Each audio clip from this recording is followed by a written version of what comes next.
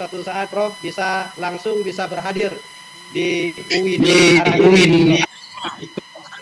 Baik, untuk selanjutnya kita minta arahan dan sambutan sekaligus membuka acara ini secara resmi kepada Ibu Direktur Profesor Eka Sri Mulyani PhD. Silakan. Terima kasih Pak Eka. Jadi ini dari Pak Eka ke Bu Eka. Ya. Bismillahirrahmanirrahim. Assalamualaikum warahmatullahi wabarakatuh. Hamdan wa syukranillah, salatan wa salaman ala rasulillah wa ala alihi wa sahbihi wa mawalah. Pertama dan utama sekali puji dan syukur kita panjatkan kehadiran Allah Subhanahu wa taala atas rahmat, nikmat dan karunia-Nya sehingga kita selalu berkesempatan untuk menjadi orang-orang yang penuh antusiasme menjadi bagian dari majelis-majelis ilmu. Berikut selawat beriring salam kita persembahkan keharibaan junjungan alam Nabi Muhammad SAW, Rasul teladan yang menunjukkan bagaimana pentingnya ilmu pengetahuan, bagaimana pentingnya sosok-sosok orang berilmu, dan beliau sendiri sudah berkontribusi yang luar biasa untuk memajukan peradaban umat manusia dan nilai-nilai kemanusiaan itu sendiri. Penghormatan terutama sekali kepada narasumber kami yang sangat istimewa pada hari ini, Ibu Profesor Dr. Siti Zuhro. Terima kasih, Prof. Kemudian penghormatan ya, alhamdulillah, terima kasih sekali lagi. Kemudian penghormatan kepada Bapak Kaprodi, Profesor Dr. Syamsur Rijal, dan Ibu Sekretaris Prodi, Dr. Zubaidah, MID, serta moderator dan seluruh hadir in dan hadir out ya, yang ada di ruangan ini dan juga yang terhubung melalui virtual Zoom, baik yang di Aceh, di Indonesia, atau bahkan juga di luar negeri, karena ada beberapa peserta yang bergabung dari luar negeri sepertinya. Bapak Ibu, seluruh peserta webinar series, karena judulnya series, maka ini tidak akan pernah habis. Ini adalah serial ke-6. Walaupun terhubung dan tersambung, tapi sebenarnya secara substansi dan tema masing-masing berdiri sendiri. Tetapi masih dalam koridor kajian keislaman, termasuk ketika berbicara demokrasi, maka dikaitkan dengan agama, atau politik, kemudian kaitannya dengan agama, karena kegiatan ini diselenggarakan oleh Prodi S3 Studi Islam. Kenapa ini menjadi penting dan bagaimana ini diinisiasi? Hal ini berbasis dari semangat bahwa perguruan tinggi itu tidak seharusnya menjadi menara gading, tapi harus menjadi menara air yang bisa mengaliri, menjadi sebuah ikhtiar untuk outreach dan sekaligus juga edukasi kepada publik. Sehingga kita bisa melihat bahwa peserta yang hadir pada hari ini itu juga sangat beragam. Dan isu yang diangkat juga sangat aktual, karena kita ingin bahwa masyarakat secara umum, publik secara umum update dengan perkembangan terkini, dan kemudian bisa mengambil respon dan sikap yang sesuai dengan kapasitasnya masing-masing. Jadi saya pikir dari sisi tema yang sangat aktual, dari sisi kepakaran yang sudah tidak diragukan lagi, selama ini kita sering melihat Ibu Profesor Siti Zuhro dengan pikiran-pikiran dan argumen-argumen cerdas dan cadasnya ya, di berbagai kesempatan. Tentu ini akan menjadi sebuah pembelajaran, sebuah edukasi yang sangat bermanfaat, bukan hanya dari perspektif akademik, tapi informasi-informasi publik secara umum juga. Jadi Bapak Ibu, untuk diketahui acara ini juga live streaming di YouTube, jadi bisa diikuti walaupun acara sudah selesai oleh siapapun. Jadi menjadi sebuah pembelajaran tanpa akhir. Sangat berterima kasih kepada dunia digital, dan pandemi telah mempercepat kita untuk update dan familiar dengan sistem yang kita sebelumnya mungkin masih menganggap sesuatu yang agak unik dan aneh, tetapi sekarang menjadi bahagian yang tidak terpisahkan. Bapak Ibu, without further ado, saya pikir kita semua sudah sangat ingin mendengarkan paparan yang akan disampaikan. Tapi sebelumnya saya ingin mengirimkan pantun ini, Ibu Prof. Siti Zuhro ya. Boleh mengatakan apa? Cakep? Oke. Cantik. Mentari pagi indah berseri. memberi binar bahagia di dalam hati. Mari bersama kita hadiri webinar series.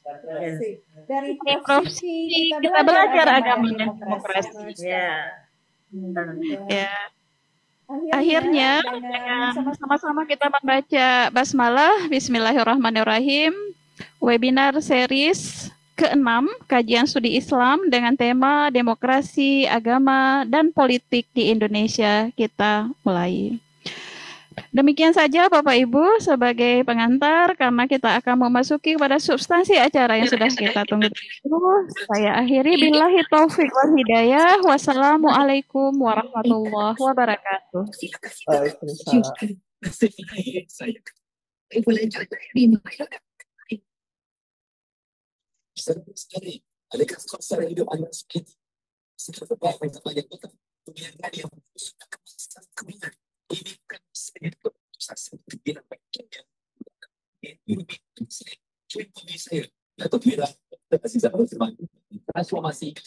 kasih Ibu.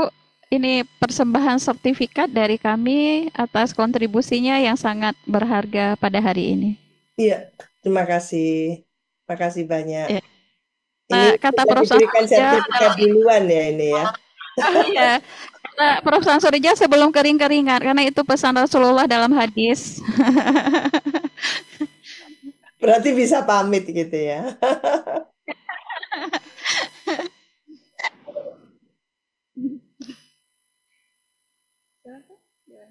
Ini suaranya agak tidak stabil ya, kadang bagus, kadang kurang.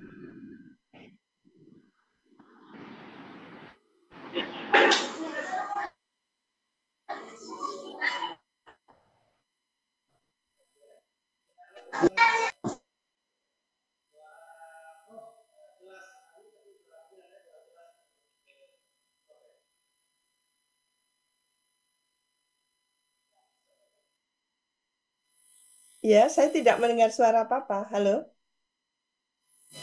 Iya. Sudah. Iya, agak berdenging ya. Nggak ada suara, tapi berdenging aja. Atau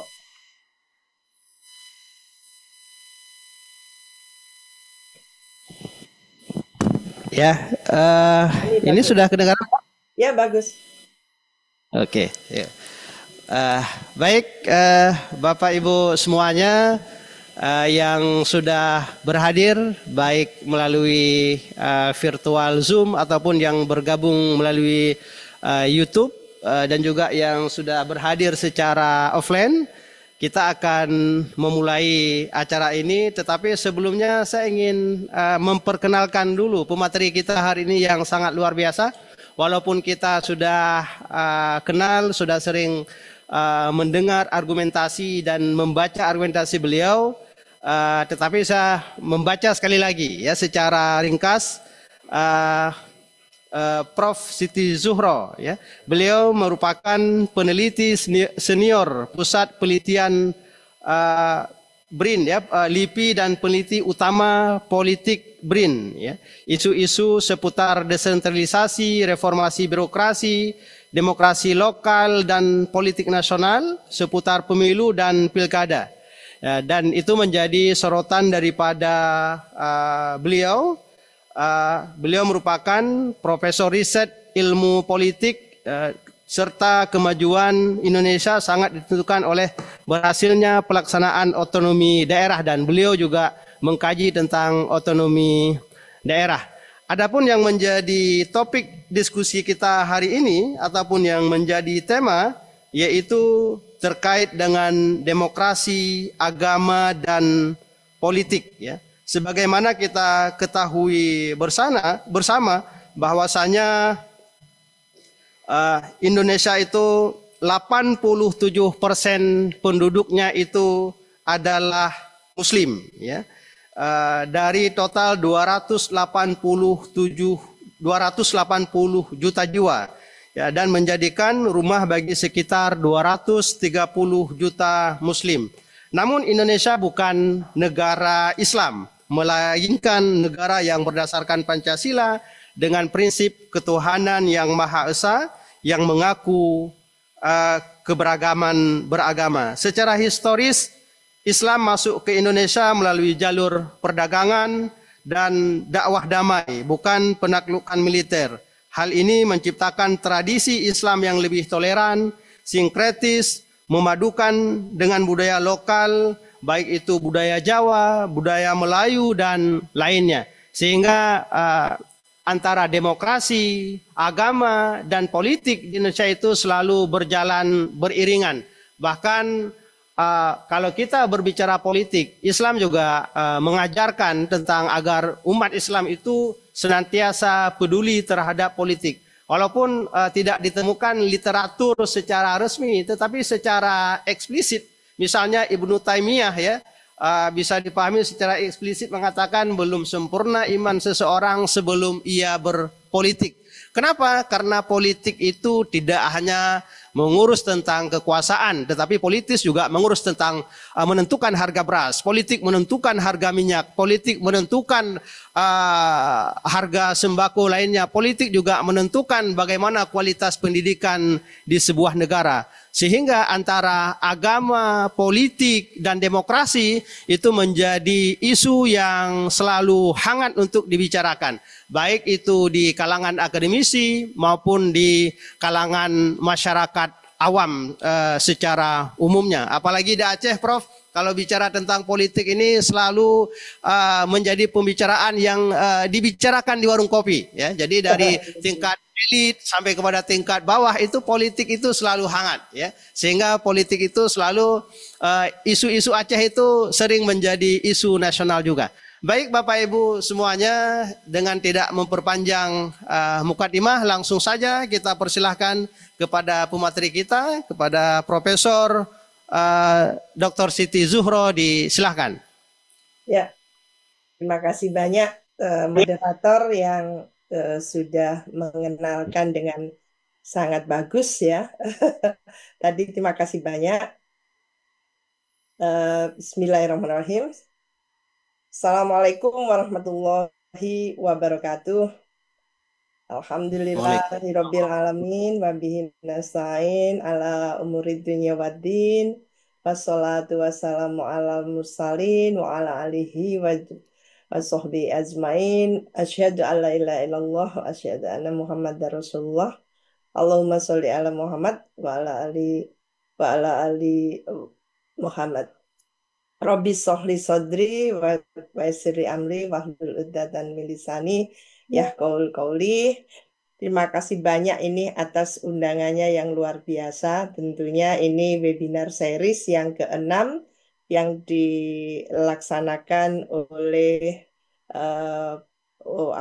Pak studi S3 Islam oleh Kaprodi, yang dalam hal ini Kaprodinya adalah Profesor Samsul. Terima kasih ini diundang langsung. Yang saya hormati juga direktur ya, direktur S3 ya, pas S3 untuk studi Islam, sekretaris yang tadi sudah disebutkan, dan para cerdik cendekia yang hadir baik melalui Zoom maupun melalui live streaming. Ini saya membayangkan kalau saya terbang dan sudah ada di Aceh.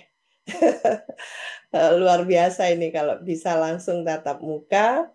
Kita mengadakan expert meeting atau FGD, dan biasanya kita tahu masyarakat Aceh, apalagi para cerdik cendekianya, intelektualnya ini sangat senang untuk diajak berdiskusi gitu. Dan apalagi waktu itu menyongsong Pilkada Aceh, saya datang dengan Dr. Hamdan Zulfa ya, Syarikat Islam. Itu seru karena Cagup hadir juga gitu, dan saya tentu mengapresiasi egalitarianisme yang tumbuh kembang di masyarakat Aceh. Kali ini saya diminta untuk berbicara tentang demokrasi, agama, dan politik. Ini ada 3 kata kunci yang luar biasa. Berbicara demokrasi saja sampai nanti sore tidak selesai ini. apalagi berbicara agama, ditambah lagi berbicara politik ya. Jadi 3 kata kunci kalau dirangkai gitu keterkaitannya, ketersinggungannya antara agama, demokrasi dan politik ini luar biasa. Apalagi kalau kita melihat Indonesia. Para profesor, doktor, dan tentu para akademisi, aktivis, sivitas akademika yang ada di UIN Araniri ya. Ini saya ingin menyampaikan beberapa catatan melalui share screen kalau diizinkan. Bisa Oke, share boleh Prof. screen ya. Oke. Bisa langsung di Iya, ini bisa kelihatan ya. Ini demokrasi, agama, dan politik di Indonesia. Pertama, tentu kita merasakan ya, kalau starting point-nya saja, sejak gerakan reformasi di Indonesia tahun 98, itu nawaitu kita itu untuk apa? Waktu gerakan reformasi tahun 98, dan kami yang ada di Lembaga Ilmu Pengetahuan Indonesia, kami termasuk 19 peneliti, ini termasuk yang mendapatkan surat dari pemerintah Orde Baru waktu itu, karena kami sangat vokal dan meminta untuk adanya pergantian kepemimpinan. Artinya adalah suksesi. Dan waktu itu luar biasa ya, diberikan surat peringatan keras sebagai ASN ya, PNS waktu itu tidak boleh mengusul-ngusulkan atau menuntut pergantian kepemimpinan. Tapi kami menyuarakan itu dengan segala risiko yang kemungkinan kita dapatkan. Lah, gerakan tahun 98 tidak lain tidak bukan dimaksudkan untuk menghadirkan kebaruan. Jadi bagaimana menutup buku terhadap praktek kolusi, nepotisme, dan korupsi. Jadi KKN itu kita ingin libas habis gitu ya. Lalu kita hadirkan kebaruan dengan sistem yang lebih pemerintahannya itu bersih, berwibawa, transparan, bisa dipertanggungjawabkan dalam menjalankan tugasnya, betul-betul adalah pemerintahan yang efektif, pemerintahan yang bisa mengeksekusi program-program untuk ya kepentingan masyarakat luas, untuk warga negara. Tapi tadi ternyata itu meleset semua. Jadi kebijakan-kebijakan yang dibuat pemerintah itu bahkan acap kali tidak sejalan dengan pemerintah daerah. Ini melalui pemilu serentak atau pemilu waktu itu belum serentak, pemilu langsung, pilkada langsung gitu ya. Ternyata menghasilkan silang sengkarut gitu ya. Dalam kebijakan yang dalam hal ini kita bisa melihat ya bagaimana praktek pemerintahan daerah yang merasakan kok tidak sejalan ini yang dilaksanakan selama ini dan tidak menghasilkan pemerintahan nasional, regional atau provinsi dan daerah kabupaten kota yang sinergis dan efektif gitu loh. Nah, ini yang perlu kita kedepankan mumpung juga menurut saya bahwa masyarakat Aceh terutama publik akademisnya pasti mengikuti dengan seksama apa yang terjadi belakangan ini dengan keputusan dari Mahkamah Konstitusi yang akan memisahkan antara pemilu nasional dan pemilu daerah yang masih menjadi ranah pro kontra ya antara tentu Mahkamah Konstitusi dengan lembaga tinggi negara DPR dan pemerintah dalam hal ini yang belum tentunya satu perspektif lah. Ini termasuk kita harus ikuti ya seperti apa endingnya nanti. Pertanyaannya apa yang salah dengan pemilu dan pilkada selama ini dan mengapa pula antara pemilu dan pilkada itu tidak berkorelasi positif terhadap terwujudnya tata kelola pemerintahan yang baik, bersih, dan berwibawa tadi itu. Nah, kalau kita coba evaluasi seperti apa sebetulnya perjalanan selama 1945 sampai 2025. Berarti usia kita 17 Agustus ini akan 80 tahun. Indonesia akan merayakan kemerdekaan 80 tahun. Nah, periode yang kita catat itu adalah menunjukkan bahwa terjadi periode eksperimen demokrasi. Dari demokrasi parlementer, ke demokrasi terpimpin, guided demokrasi, dan demokrasi Pancasila, gitu ya, di eranya Orde Baru. Lalu di eranya reformasi, kita sebut mungkin tidak pakai penyebutan apapun, cuman demokrasi saja. Maka kita terantuk pada demokrasi liberal, kan seperti itu. Nah, periode eksperimen ini berdampak pada tarik-menarik sistem kepartean dan juga pasang surut pola relasi eksekutif dan legislatif dalam sistem pemerintahan dari eksekutif heavy yang berat di eksekutifnya ke legislatif heavy, gitu ya. Dan kembali lagi ke eksekutif heavy. Artinya apa? DPR dikuasai oleh partai penguasa. Maka nuansanya tidak ada lagi check and balances. Nuansanya sangat eksekutif heavy. Apapun yang menjadi kebijakan pemerintah, bablas gitu ya. Kata orang Jawa, bablas anginnya gitu. Jadi mudah sekali karena tidak ada koreksi ataupun kritisisi yang signifikan dari DPR karena ini koalisinya sudah sangat besar. Ini satu contoh. Nah, juga kita mencatat belum ada kesepakatan tentang formula demokrasi, bangunan sistem perwakilan, pemilu, dan juga kepartean akan seperti apa. Jadi kita sukanya lompat-lompat tanpa gitu ya melakukan satu kajian dan naskah akademik yang diseriusi, lalu disosialisasikan, disimulasikan, lalu disosialisasikan, dan lalu dicobakan untuk berdialog dengan masyarakat luas. Apakah oke seperti ini sehingga tidak tambal sulam.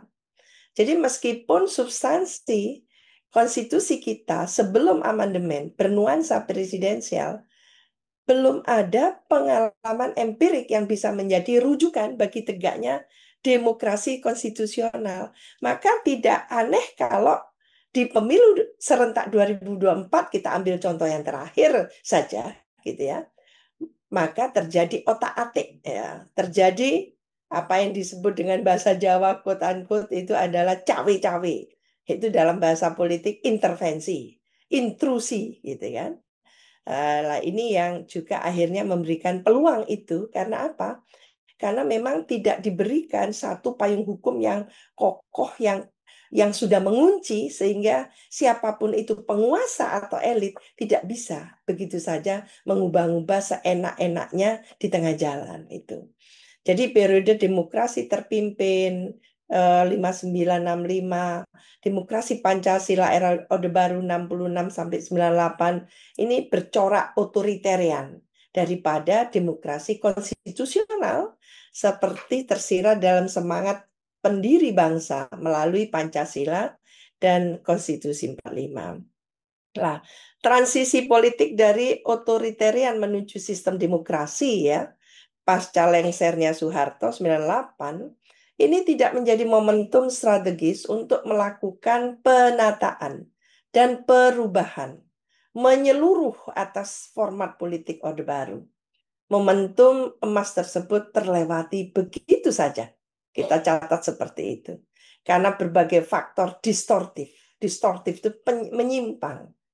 Baik yang mendahului berlangsungnya reformasi politik politik ya, pilihan-pilihan atas skema institusional politik itu sendiri maupun inkoherensi serta inkonsistensi implementasinya dalam kehidupan demokrasi era sejak 99. Jadi gerakan reformasi 98, pemilu pertama kali adalah 99. Kita mulai memahami, tadi moderator sudah menyebut Pancasila.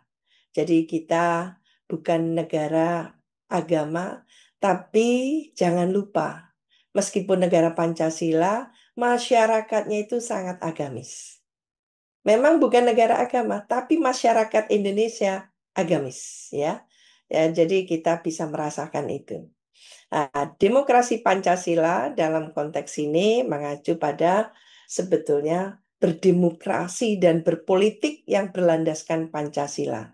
Ini tidak hanya berpegang pada kaidah hukum, tetapi juga pada kesadaran dan kepantasan moral yang mengedepankan etika nilai-nilai Pancasila. Ini sebetulnya esensinya Pancasila itu karena syarat dengan value, syarat dengan nilai-nilai.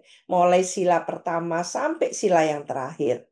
Nah, demokrasi tidak boleh direduksi atau disimpangkan. Maknanya semata-mata hanya merebut kekuasaan saja melalui pemilu. Jadi seolah-olah kalau berbicara demokrasi itu sama sebangun dengan pemilu maupun pilkada. Tidak bisa seperti itu. Ini yang sebetulnya kita sebagai akademisi cerdik cendekia ini memang memiliki tugas ya untuk membantu sebetulnya karena tugas utamanya ada di partai politik untuk melakukan edukasi politik gitu, literasi politik. Lah ini yang sangat kurang cukup sementara kita lompat pada putusan untuk melakukan pilkadanya langsung, pilpresnya langsung. Lah ini yang terjadi silang sengkarutnya seperti itu sehingga yang menonjol hanya vote buying akhirnya, hanya untuk bagaimana agar pilkada itu pokoknya menang, pilpres itu pokoknya menang. Ini yang tidak boleh terjadi lagi kalau kita mau jadi bangsa yang beradab melalui sistem demokrasi yang kita sepakati. Nah, kedaulatan ya itu harus tetap di tangan rakyat, bukan di tangan penguasa dan atau lembaga politik. Lah partai politik kita memang kita sadari gitu ya, kita pahami belum melakukan edukasi tadi itu. Baik itu kaderisasi, promosi kader yang tidak dilakukan secara merit system, tapi justru yang menonjol belakangan ini adalah patronase yang tumbuh kembang secara subur di internal partai politik. Padahal partai itu aset negara. Padahal partai politik itu adalah pilar penting ya, demokrasi jantungnya demokrasi. Jadi bagaimana mungkin kita berdemokrasi akan sangat berkualitas kalau partainya saja tidak bisa merefleksikan kualitas itu. Lah ini yang muncul. Jadi on and off-nya muncul tenggelamnya partai-partai sekarang kita juga baru mendengarkan kemarin ada partai yang juga kongres gitu ya. Dan hanya semacam bluffing-bluffing yang seperti itu yang kita tidak melihat apa yang akan dilakukan dengan sistem kaderisasi, dengan promosi kader yang betul-betul gitu ya, menunjukkan kualitasnya. Itu tidak sama sekali. Jadi yang ada itu cuma rame di Munas, rame di Kongres gitu ya, pergantian ketumnya, ketua umum di internal partai, lalu nanti pilkada, rekrutmennya, pemilu legislatif seperti itu ramenya, hanya itu saja. Tapi sosialisasi untuk membangun partai partai ID itu tidak terjadi juga. Nah, bangsa Indonesia harus konsisten ya dalam mengamalkan Pancasila, terutama sila kedua. Ya, tidak hanya sila ketuhanan. So, pasti kita memang negara ini memang bukan negara negara agama ya. Tapi jangan lupa gitu, kita ini negara yang sudah mencantumkan sila pertamanya adalah sila ketuhanan yang Maha Esa gitu ya. Meskipun itu ada sejarahnya melalui dihapusnya Piagam Jakarta ya, Jakarta Charter waktu itu hanya untuk bagaimana mengakomodasi seluruh aspirasi dan kepentingan masyarakat. Nah, bangsa Indonesia harus konsisten ya dalam mengamalkan Pancasila, terutama sila kemanusiaan yang adil dan beradab dalam bentuk rasa malu ya dan siap mundur. Ini berkaitan dengan etika politik sebetulnya. Jadi waktu itu ekspresi saya bagaimana sangat prihatin dengan pemilu serentak 2024 yang tidak sama sekali atau menafikan gitu ya pentingnya etika politik, pentingnya moral politik yang harus dikedepankan atau didemonstrasikan oleh para elit politik kita. Tidak terjadi dan terjadi sebaliknya gitu ya. Menerabas mental, menerabas penyimpangan, pelanggaran gitu ya. Dan distorsi-distorsi lainnya. Budaya malu ini menurut saya penting. Dan mundur ini tentu kita sebagai Muslim diajarkan untuk bersikap sangat ini ya, sangat responsible, sangat bertanggung jawab gitu. Jadi kalau kita tidak becus, ya sudah pamit mundur kan gitu. Kalau kita melakukan kesalahan dan kesalahan itu membuat tentu gitu ya publik luas ini bahkan merugi gitu ya. Karena perbuatan kita ya patut kita berarti tidak memadai, mundur gitu ya. Malu dan mundur. Dan itu adalah budaya atau tradisi yang menunjukkan keberadaban. Peradaban yang tinggi seperti yang terjadi di Jepang, terjadi di Korea Selatan gitu ya.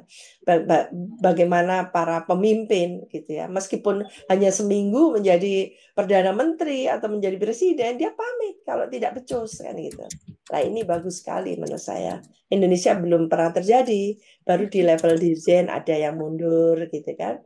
Di level eselon 1 itu ada, tapi di level oh ya kita punya pengalaman yaitu wakil presiden kita adalah Pak Bung Hatta ya. Bung Hatta waktu itu merasa mungkin apa gitu ya alasannya, tapi bukan dimundurkan atau bukan diimpeach, tapi beliau mundur sendiri berhenti.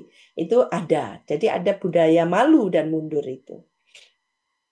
Bagaimana kita memahami demokrasi dan Islam? Ya, mulai poin ini, yaitu bagi Indonesia bentuk negara demokrasi sejalan dengan Islam. Mengapa? Karena prinsip utama demokrasi yaitu musyawarah, ya, al-syura untuk mencapai mufakat. Secara jelas termaktub tertulis dalam Al-Quran seperti dalam surat Al-Syura ayat 38 ya wa amruhum syura bainahum, sedangkan urusan mereka diputuskan dengan musyawarah di antara mereka. Dan juga surat Ali Imran ayat 159 ya. Ini yang artinya dan bermusyawarah.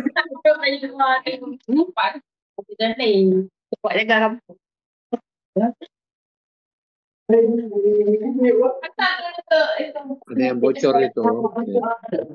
Apakah bisa ditutup dulu? Yang tidak berbicara ditutup dulu.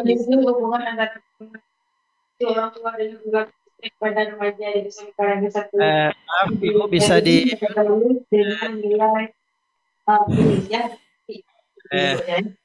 Iya, ditutup saja yang tidak berbicara.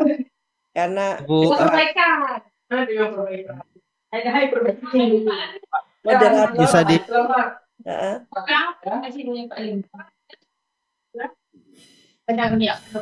moderator menutup saja yang tidak berbicara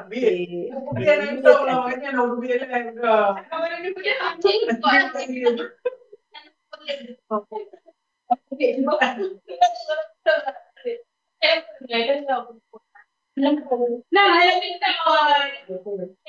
ya tolong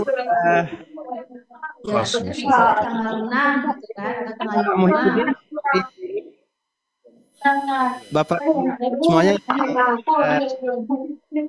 tolong di mute ya semuanya. Aja Pak Jabang.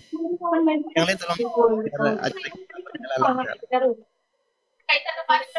Moderator bisa memute aja yang tidak berbicara ya, semuanya.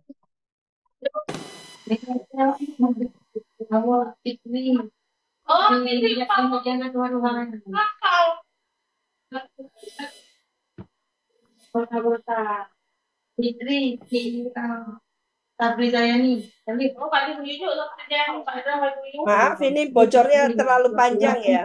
Halo?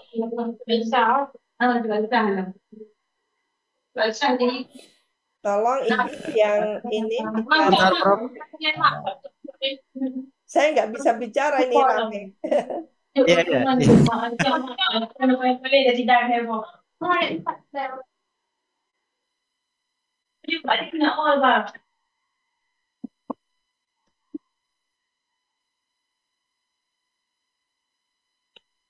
Oke. Oke.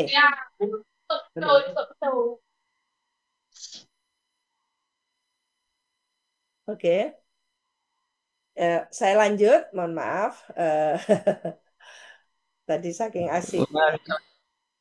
Ya, saya lanjut moderator, terima kasih.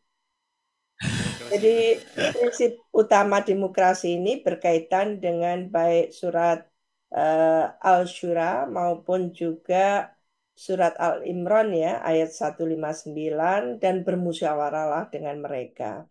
Selain musyawarah al-syura, Islam juga mengenal prinsip penting demokrasi lainnya seperti keadilan, al-adl, egalitarianisme, al-musawah, kebebasan berpolitik, berpikir, bahkan beragama, dan amanah ya, tanggung jawab dan kepercayaan. Jadi prinsip-prinsip tersebut secara jelas sudah dipraktekkan oleh Nabi di Madinah sebagaimana tersurat dalam Piagam Madinah. Ini antara lain ya. Jadi kita Muslim sudah belajar juga gitu. Demokrasi ini intinya adalah menjunjung tinggi kebebasan berpendapat dan berpartisipasi, memberikan ruang bagi berbagai pandangan agama untuk berinteraksi dalam arena politik. Demokrasi juga menjamin kebebasan beragama dan berkeyakinan. Setiap warga negara berhak untuk memeluk agama dan menjalankan ibadahnya sesuai dengan keyakinannya. Ada pandangan bahwa hubungan antara agama dan politik itu bersifat simbiotik ya, di mana politik membutuhkan legitimasi agama dan agama membutuhkan dukungan politik untuk penyebaran ajarannya. Namun penting untuk memastikan ya bahwa hubungan ini tidak merugikan prinsip-prinsip demokrasi. Dalam konteks Islam, demokrasi dipandang sebagai sistem yang sejalan dengan nilai-nilai Islam seperti musyawarah, keadilan, dan kebebasan yang sudah tersebut di atas. Partai politik Islam dan kelompok-kelompok berbasis agama ini dapat berpartisipasi dalam arena demokrasi, namun juga harus menghormati prinsip-prinsip demokrasi. Hubungan antara agama, demokrasi, dan politik di Indonesia menawarkan tantangan dan sekaligus peluang. Jadi kita punya peluang dan sekaligus tantangan. Tantangannya adalah menjaga agar politisasi agama atau politisasi identitas ini tidak merusak kualitas demokrasi. Sebetulnya kalau hanya identitas atau masalah SARA tidak ada masalah, tapi begitu dipolitisasi, maka ini akan silang sengkarut, merusak. Peluangnya adalah bagaimana agama dapat memberikan kontribusi positif bagi pembangunan bangsa dengan tetap menjunjung tinggi prinsip-prinsip demokrasi dan kebebasan beragama.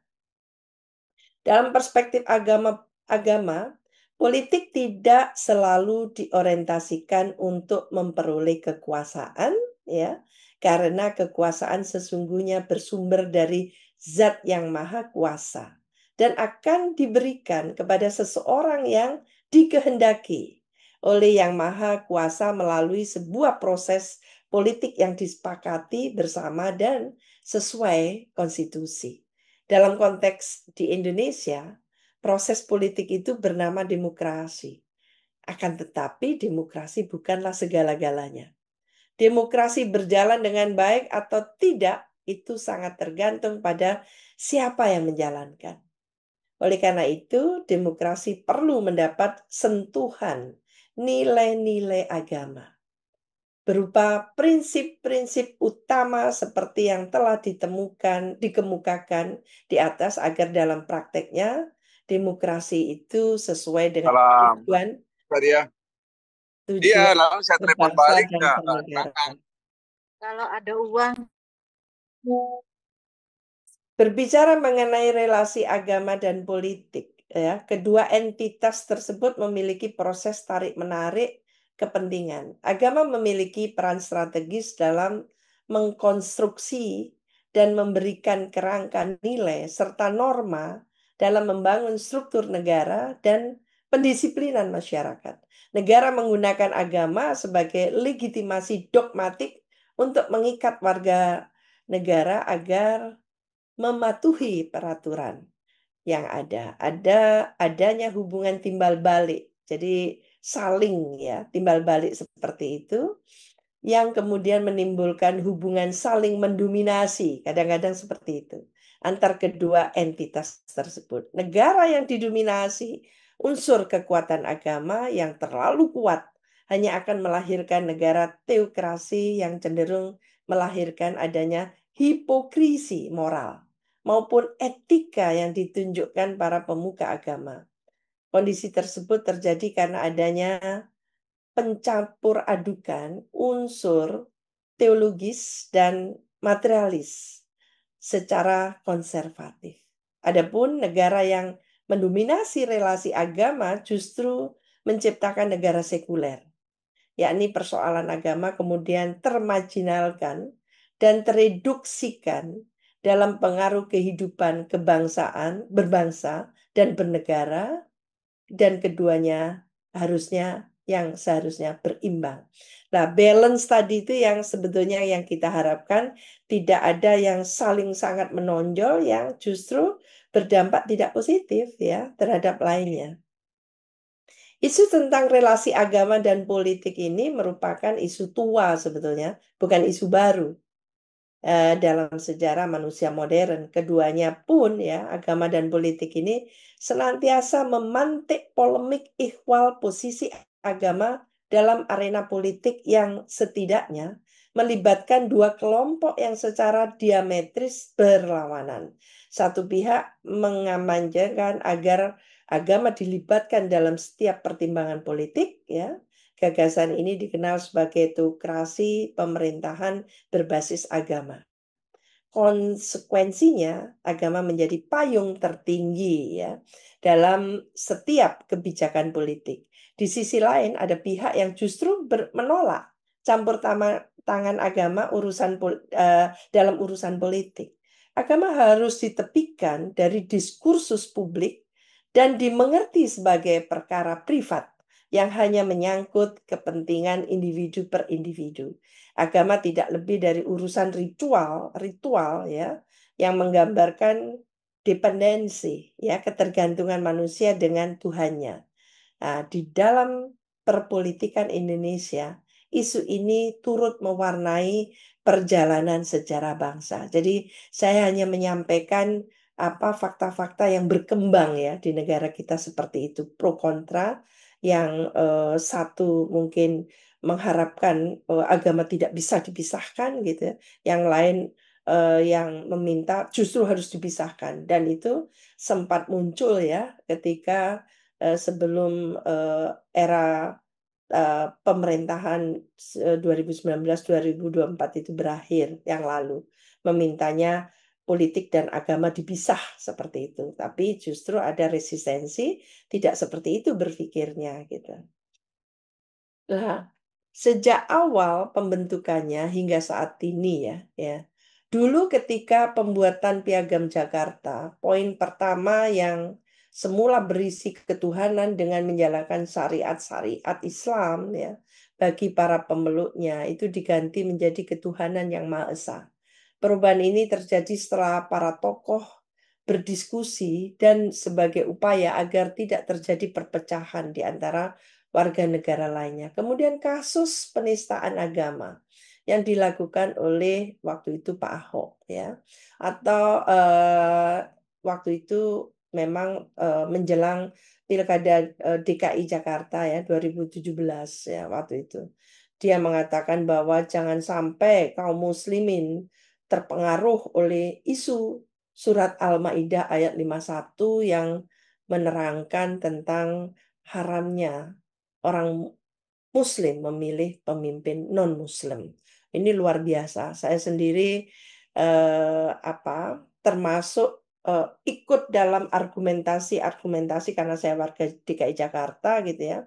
Dan saya sangat prihatin sekali gitu ya, mengapa masyarakat Jakarta harus diadu-adu dengan politisasi intoleransi, politisasi identitas seperti itu, yang luar biasa dan sangat besar, tidak hanya akhirnya melibatkan Jakarta saja, akhirnya melibatkan juga masyarakat di luar Jakarta. Hal ini yang kemudian menjadi polemik panjang dan dijadikan senjata bagi lawan-lawan politik ya waktu itu Pak Ahok untuk menjatuhkannya. Dan ini seru sekali dan menjadi tentu semacam noktah ya bagi sejarah politik di DKI Jakarta karena baru sekali itu terjadi satu suksesi kepemimpinan Pemprov DKI Jakarta yang diwarnai oleh politisasi identitas atau politisasi agama yang sangat luar biasa itu menurut saya, memprihatinkan. Jadi seperti manuver yang juga dilakukan oleh Pak Joko Widodo ya.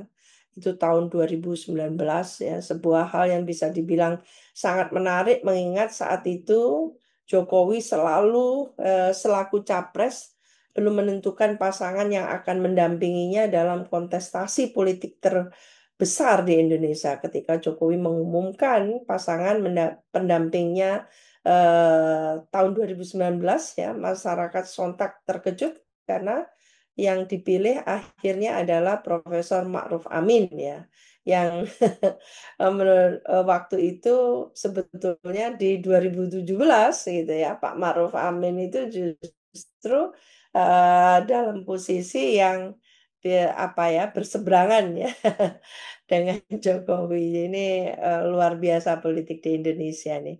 Jokowi Ma'ruf akhirnya berpasangan ya tahun 2019 pemilu Pilpres waktu itu memperoleh banyak suara khususnya dari kelompok Muslim yang tertarik karena salah satu paslon tersebut merupakan tokoh utama ulama terkenal sehingga masyarakat umum banyak yang tertarik. Dari contoh tersebut kita bisa mengetahui ya bahwa agama dan politik tidak akan pernah bisa dipisahkan. Saya hanya mengambil ilustrasi dua kejadian Pilkada DKI Jakarta 2017 dan Pilpres 2019 ya, yang memadupadankan seperti itu ya, antara nasionalis gitu ya dengan agak yang religius gitu. Tapi di balik itu semua menunjukkan bahwa agama dan politik tidak akan pernah bisa dipisahkan. Keduanya akan selalu berjalan beriringan dan akan selalu berdampingan ternyata. Gitu. Lantas bagaimana demokrasi dalam praktek? Bagaimana praktek demokrasi Indonesia khususnya selama rentang waktu 98 sampai 2024? Apakah fenomena kehidupan demokrasi bangsa Indonesia telah sesuai dengan nilai-nilai Pancasila dan budaya Indonesia dan telah mampu mewujudkan tujuan dan cita-cita bernegara sebagaimana tersurat dalam alinea keempat pembukaan konstitusi kita, gitu ya. Yaitu untuk memajukan kesejahteraan umum, mencerdaskan kehidupan bangsa, melaksanakan ketertiban dunia, perdamaian abadi dan keadilan sosial. Ini saya mengacu ke preambul konstitusi kita. Secara singkat, realitasnya demokrasi Indonesia belum mampu ternyata mewujudkan tujuan dan cita-cita negara Indonesia. Dan ini sangat jelas ya, saya mengambil terakhir saja bagaimana indeks demokrasi Indonesia, skornya ada di 6,71, kategori demokrasinya cacat gitu ya, backsliding demokrasi. Jadi demokrasinya merosot, demokrasinya menurun signifikan.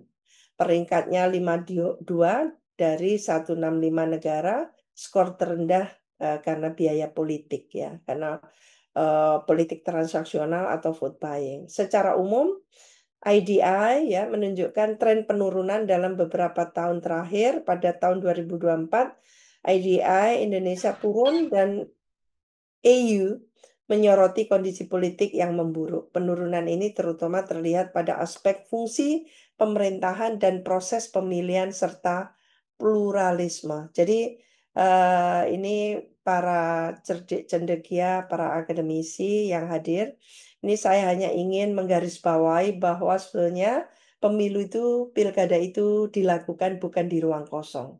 Tapi betul-betul apakah nantinya berkorelasi positif terhadap terwujudnya pemerintahan yang betul-betul nantinya mampu mengeksekusi program sebagaimana sudah disampaikan dalam kampanye-kampanye. Nah, sekarang kalau di pemerintah nasional itu ada program Astacita, berarti ada 8 unggulan program yang akan dieksekusi oleh Pak Prabowo. Nah, mulai Astagita pertama sampai ke-8. Mulai dari yang memperkuat ideologi Pancasila, demokrasi, dan HAM, sampai yang ke-8 ya, kalau nggak salah apa itu, tentang ada reformasi hukum, reformasi birokrasi, ada membangun dari desa, membangun dari bawah gitu kan, dan pangan dan semuanya itu gitu ya. Lah, apakah itu akan dilakukan? Lah, ini yang sebetulnya apa yang akan mengindikasikan salah satu indikator nanti bahwa demokrasi kita itu betul-betul workable, efektif gitu ya. Berarti substantif, tidak prosedural saja. Tidak seeing like demokrasi, cuman tahapan-tahapannya saja demokrasi, tapi tidak sebetulnya kan itu. IDI adalah alat ukur yang dikembangkan secara khusus untuk Indonesia dengan mempertimbangkan kekhasan kondisi sosial dan politik Indonesia. Ya, berdasarkan laporan EIU, skor demokrasi Indonesia menurun pada tahun 2024 yang menyebabkan Indonesia masuk kategori negara cacat demokrasi ya. Penurunan tersebut disebabkan oleh beberapa faktor termasuk penurunan pada aspek fungsi pemerintahan. Jadi indikator yang konkret terlihat adalah pemerintahnya itu good atau proper governance atau bad governance, bahkan divided governance kan. Apakah seperti itu? Nah, ini yang sebetulnya menjadi indikatornya. Indonesia menduduki peringkat yang relatif rendah dalam indeks demokrasi global, bahkan termasuk dalam kategori negara yang cacat demokrasinya gitu. Cacat. Karena apa? Karena ternyata aspirasi masyarakat atau partisipasi itu masih semu. Karena yang menonjol itu mobilisasi. Dimobilisasi oleh politik transaksional atau vote buying. Nah, ini cacat jadinya. Partisipasinya tidak genuine, tapi dimobilisasi, digerakkan. Ada yang quote-unquote ditakut-takuti, ada yang cuma diiming-imingin uang, diberikan uang ya, seperti ya uang-uang receh seperti itu kan gitu.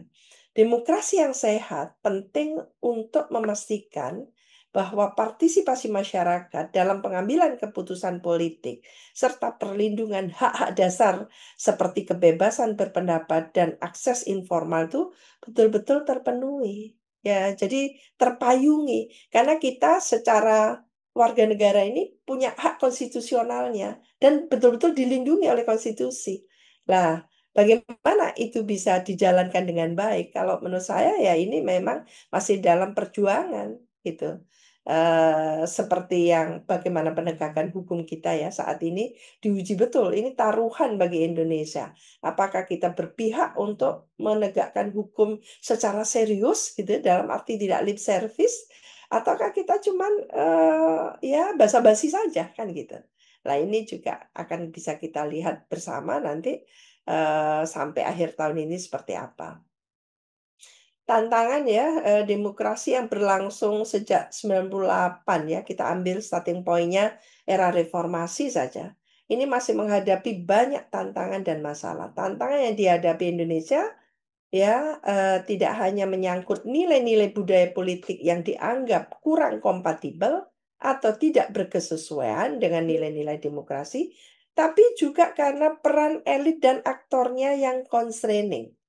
Constraining itu menghambat demokrasi. Jadi justru cawe-cawe, intervensi gitu ya, lalu menghalalkan semua cara, itu yang disebut constraining gitu ya.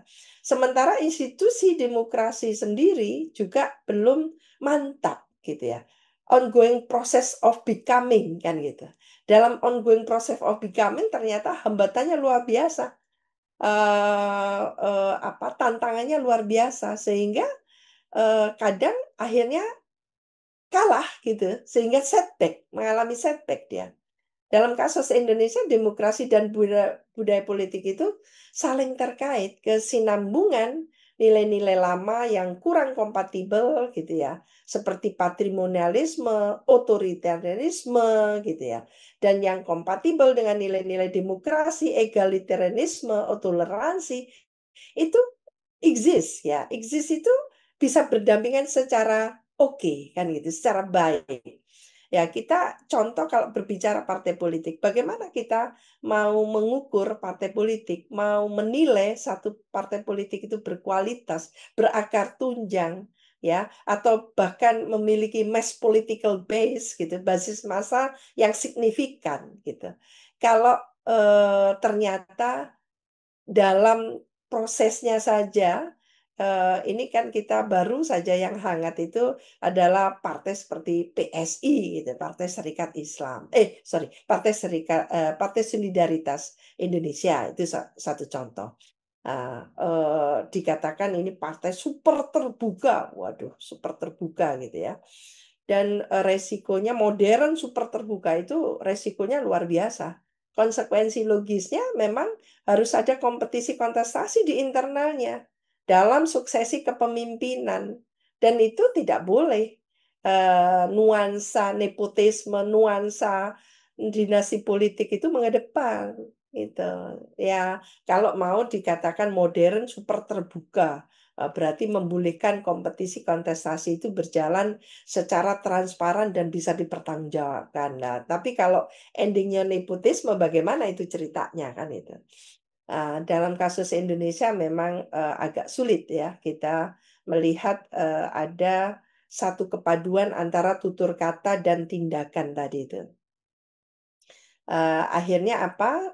Kita menyaksikan adanya hybrid system ya.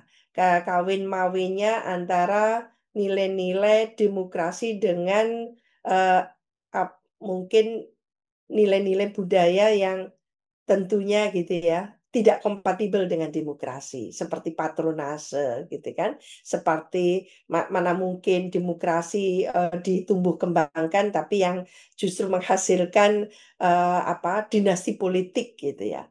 Jadi nanti di daerah itu kepala daerahnya dari keluarganya saja, dari mulai suami ke istrinya, istri ke anak dan seterusnya. Demikian juga partainya. Jadi ini yang memang terjadi di Indonesia.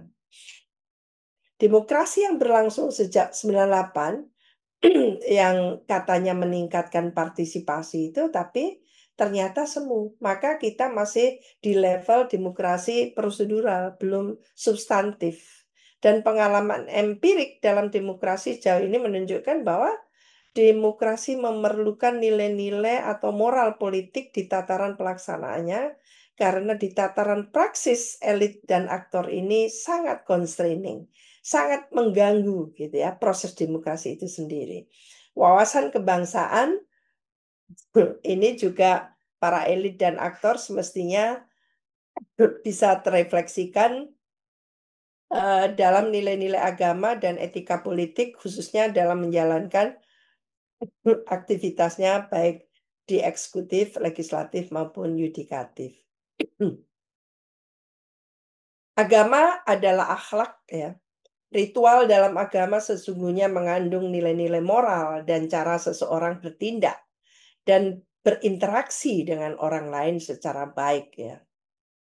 Dalam politik, etika dan moral agama tercermin dalam nilai-nilai Pancasila karena agama merupakan sumber utama Pancasila. Berdemokrasi dan berpolitik yang berlandaskan Pancasila tidak hanya berpegang pada kaidah hukum, tetapi juga pada kesadaran dan kepantasan moral yang mengedepankan etika dan nilai-nilai Pancasila. Ini lanjut dengan etika politik dan agama. Sebentar, maaf.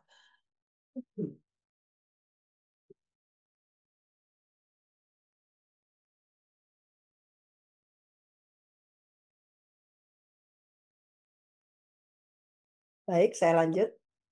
Keharusan menegakkan politik yang beretika ya, khususnya tersirat dalam sila pertama ketuhanan yang Maha Esa dan sila kedua kemanusiaan yang adil dan beradab.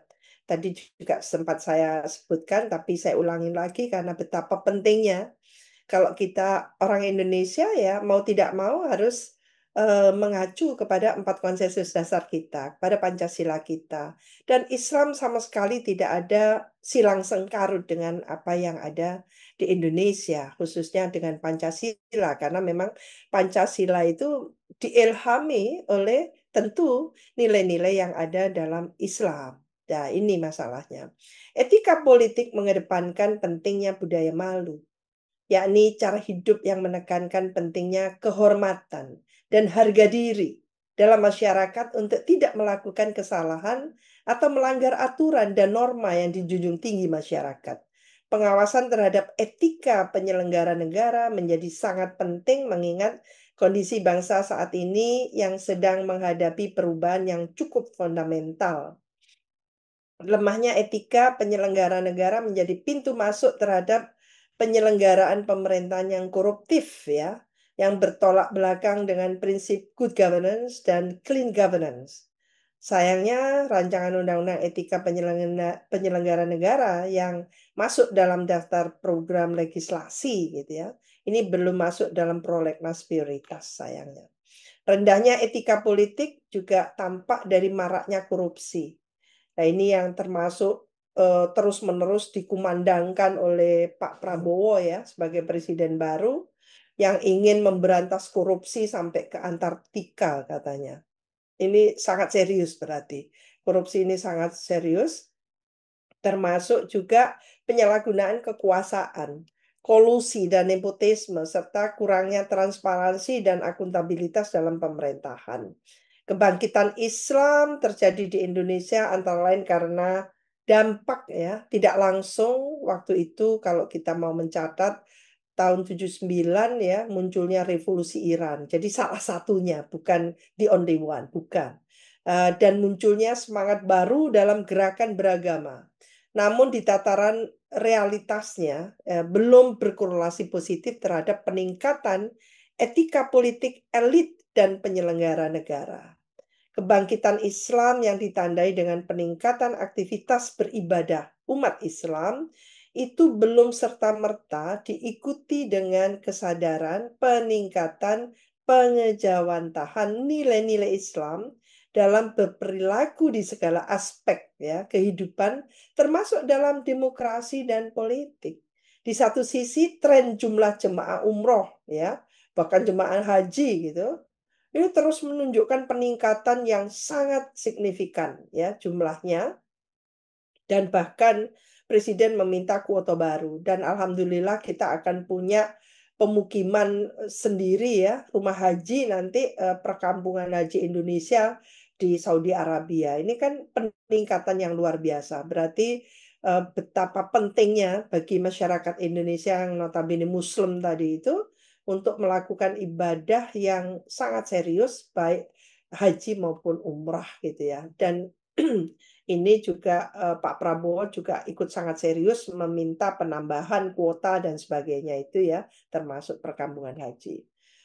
Tetapi di pihak lain, indeks persepsi korupsi Indonesia tidak mengalami penurunan signifikan. Ini apa yang salah? Antara tentu ya nilai-nilai yang diajarkan kepada kita sebagai Muslim gitu, dengan perilaku Muslim itu sendiri ketika memiliki satu tanggung jawab alias menjadi pejabat atau menjadi apapun gitu yang diberikan otoritas, itu mestinya ditunjukkan otoritas itu amanah. Menjadi pejabat itu amanah, harus amanah kan seperti itu. Nah, berdasarkan laporan indeks persepsi korupsi atau Corruption Perception Index CPI, Indonesia itu menempati posisi 99 negara paling korup dari 180 negara. Nah, ini yang mestinya ke depan Indonesia harus jadi role model negara yang penduduknya mayoritas Islam dan ternyata mampu menunjukkan korupsinya itu zero atau bahkan sangat minim gitu ya.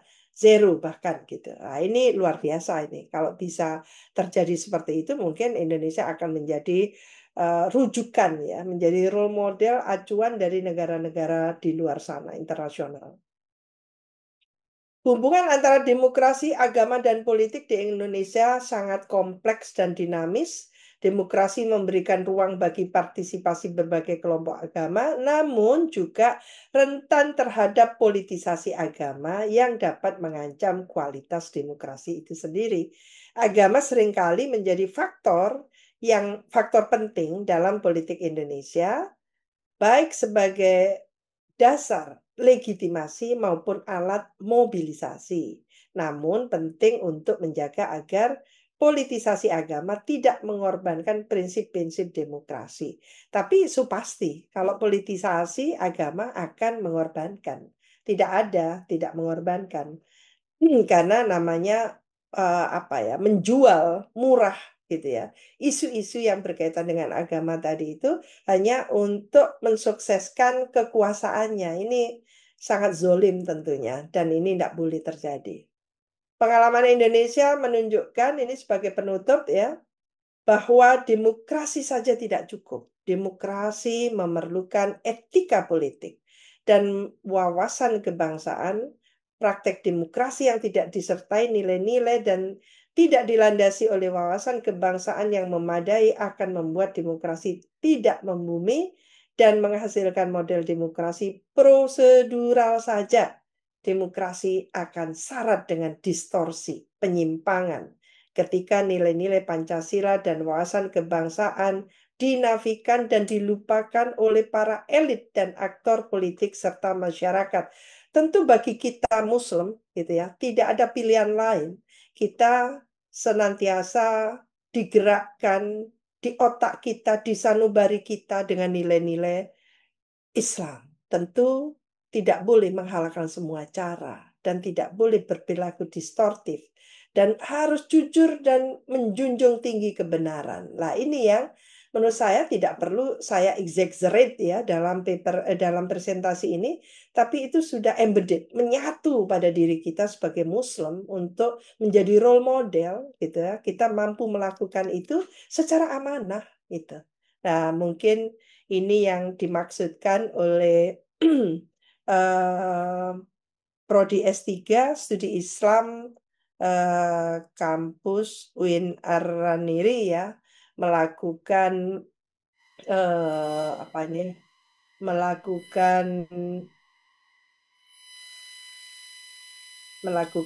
webinar series yang menurut saya ini sangat penting.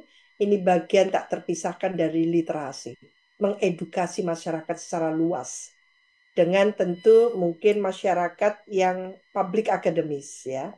Tapi tidak tertutup kemungkinan juga kita mengharapkan adanya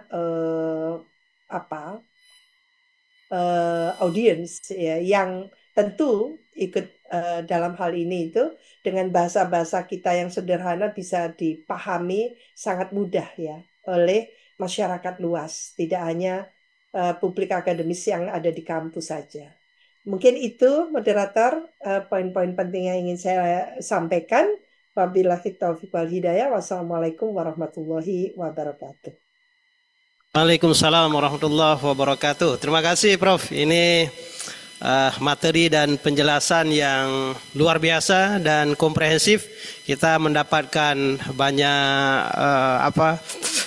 ilmu ya di sini. Tentunya banyak juga para peserta yang ingin bertanya ya ataupun ingin berdiskusi dalam forum ini, mengingat apa yang Prof sampaikan tadi itu sangat up to date dan sangat sesuai dengan kondisi kekinian kita ya, kondisi demokrasi kita, kondisi beragama kita, kemudian kondisi politik kita yang memiliki dinamika yang cukup kompleks sekali sebagaimana yang Prof sampaikan tadi.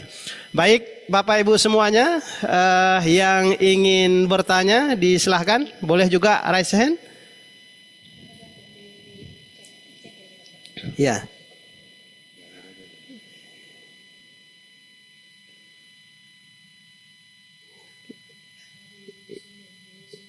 Ya, atau yang ini aja. Oke. Ya. Demokrasi dalam Islam secara praktek hakiki terjadi dalam salat jamaah. Imam atau pemimpin selalu di bawah pemantauan makmum atau rakyat. melakukan kesalahan bacaan, kurang jumlah rakaat, ataupun kesalahan apapun yang dilakukan, harus siap dan wajib dikoreksi oleh makmum ataupun rakyat. Imam tidak tersinggung ketika dikoreksi makmum atau rakyat, dan pemimpin tidak marah. Makmum tidak takut dan tidak ditakut-takuti sistem salat yang membolehkan kritis terhadap pemimpin. Imam ketika batal atau akan batal bisa mundur secara lapang dada, tidak bertahan dalam kebatalannya. Imam dipilih sangat rigid kriterianya dalam salat berjamaah, berbeda dengan ketika jadi makmum. Persoalannya bagaimana membangun spirit salat berjamaah dalam kehidupan berdemokrasi kita yang mayoritas muslim. Mengapa spirit tersebut tidak terrefleksi dalam kehidupan keseharian umat, termasuk yang terjadi di Aceh? Ya. Ini sangat kontekstual ya. Jadi kalau dalam kehidupan berdemokrasi kita, kalau pemimpin dikritik merasa tersinggung, bahkan terjadi hal-hal yang tidak diinginkan, padahal koreksi ataupun kritis terhadap pemimpin itu adalah bagian daripada demokrasi. Tapi realitanya itu justru berbeda. Mungkin bisa ditanggapi ini dulu, Prof. Ini bagus sekali pertanyaannya. Kelihatannya seolah-olah mudah, tidak gitu ya. Menurut saya tidak, tapi ada nuansa filosofis ya di situ. Karena bagaimana menjelaskan hubungan antara imam dengan makmum gitu ya, yang sangat cair gitu. Mengapa bisa cair dan bisa rileks seperti itu tanpa ada semacam ancaman atau quote unquote nanti kamu tak jeblosin ke penjara, kata imam gitu ya, pakai ngingetin saya gitu, beraninya kamu nyenggol saya suruh mundur menggantikan dan sebagainya, seolah-olah kan seperti itu. Tidak bisa dilakukan oleh imam yang semena-mena seperti itu. Karena apa? Aturan mainnya sangat jelas, rigid, certain istilahnya, penuh dengan kepastian. Ada payung hukumnya, ada tata caranya. Kalau imam menjadi imam itu ada komunikasi. Ketika dia melakukan tugas, ketika melakukan tugasnya juga ada katakan aturan mainnya. Sehingga makmum punya juga haknya. Jadi ada hak dan kewajiban imam, ada hak dan kewajiban makmum gitu ya. Jelas sekali di situ. Dan dipayungi tentu oleh hukum Islam. Mana mungkin gitu ya. Imam akan menafikan itu. Lah, ini yang bagus sebagai satu acuan, rujukan gitu ya. Bagaimana spirit sholat berjamaah tadi itu untuk ditontonkan, dicontohkan, dijadikan suri toladan gitu ya oleh para elit pemuka agama gitu, para tokoh agama, para siapapun itu yang tentu sebagai muslim gitu kan, kecil-kecilan gitu ya, kita juga bisa berperilaku seperti itu. Ini bagus sekali gitu ya. Kelihatannya seolah-olah sepele, tidak. Ini sangat dalam gitu ya. Bahwa memang seorang muslim contohkan. Maka ketika menjadi katakan partai Islam, itu dilarang keras dia gitu, apalagi tokoh utamanya sampai masuk penjara, itu sudah nestapa kita. Jangan itu, jangan dilakukan itu. Saya perempuan muslim gitu kan. Saya paling tidak akan menjadi tontonan audiens. Masa sih saya menghalalkan semua cara? Tidak mungkin. Jadi selalu kayak ada kacamata kuda, kita selalu diingatkan. Jadi ada semacam alarm pada diri kita muslim, gitu ya. Sebagai seorang muslim, itu untuk tidak melakukan pelanggaran-pelanggaran. Dan relasi antara imam dan makmum tadi itu mengilhami, menginisiasi gitu ya. Bisa inspiring istilahnya, menginspirasi gitu kan. Bagaimana hubungan antara tokoh gitu ya, penguasa, pemimpin dengan masyarakatnya. Apalagi masyarakatnya diminta untuk memilih dirinya. One man, one vote lagi. Pilkadanya langsung lagi. Dari, oleh, untuk rakyat. Pilpresnya dari, oleh, untuk rakyat juga. Gitu ya. Begitu melenceng, ada yang menceng-menceng, maka masyarakat mengingatkan. Proteslah, gitu, menghimbaulah, menuntut, dan yang paling besar melakukan demonstrasi. Itu sudah peringatan keras kan gitu. Lah, tentu ketika diingatkan seperti itu, jangan bulet-bulet gitu istilahnya. Orang Jawa bulet-bulet, rumet, mumet kan gitu. Contoh terakhir adalah ijazah. Bagaimana kita ngurusin ijazah aja susahnya setengah mati gitu. Susahnya ijazah ini. Kalau memang tidak palsu. Ya sudah loh, ini loh. Standar ijazah yang asli itu standar ini. Saya memang lulus ini kan mudah saja. Tidak harus ada istilahnya ujaran kebencian atau fitnah-fitnah gitu. Tidak usah dibalak-balik seperti itu kan gitu. Jadi ini termasuk pembelajaran yang salah gitu ya. Pembelajaran yang lesson learn yang tidak patut kita diulangi lah gitu ya. Kita seharusnya ketika demokrasinya itu partisipatoris dari rakyat, oleh rakyat, untuk rakyat, dan ketika itu pula konsekuensi logisnya adalah apapun yang dilakukan penguasa atau pemimpin gitu ya, yang sudah dari rakyat, oleh rakyat, untuk rakyat tadi itu, one man one vote tadi itu, pilpresnya langsung, pilkadanya langsung, mau tidak mau, suka tidak suka, harus mendengarkan rakyat. Itu resiko. Jadi kalau rakyat protes, rakyat mengingatkan, jangan dijeblosin ke penjara begitu saja. Akan ada tentu komunitas lain yang tidak terima gitu. Jadi eranya sudah digital seperti ini, tapi tipu-tipu jalan terus kan gitu. Nah ini yang tidak boleh. Kita harus sebagai masyarakat itu harus kritis. Karena kita harus melakukan tugas siar kebenaran. Kita harus beramar ma'ruf nahi mungkar.